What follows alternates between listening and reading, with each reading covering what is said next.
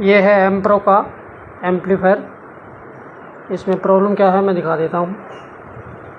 अभी हमने इसको किया ऑन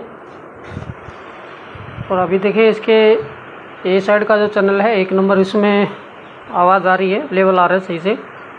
बट ये 2 नंबर है जो इसमें ऑडियो नहीं आ रही, कोई लेवल नहीं आ रहा इसका। 2 नंबर चैनल है जो इसका। तो इसको रिपेयर करेंगे और इस एम्पलीफायर की रिपेयरिंग का पूरा वीडियो आप देखना चाहते हैं तो चैनल पर जाके देख सकते हैं, आपको वीडियो मिल जाएगी।